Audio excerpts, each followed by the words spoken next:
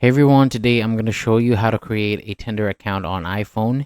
This is helpful if you want to set up your profile and start using the app, but I'll keep this quick and easy to follow. So first, open up the Tinder app on your iPhone. If you don't have one yet, download it from the App Store.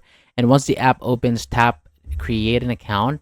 After that, enter your phone number, make sure the country code is correct, and then continue. Next, type in the verification code sent to your phone.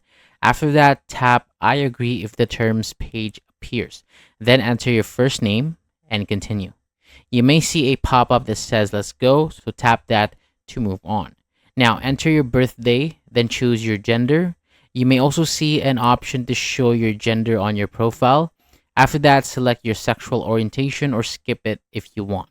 Then choose who you are interested in seeing and then answer the question about what you're looking for. Next, set your distance preference using the slider. You may also get a few more questions, including one about school. You can answer them or skip them. After that, tap the plus icon to add your photos. Choose the pictures that you want and then continue.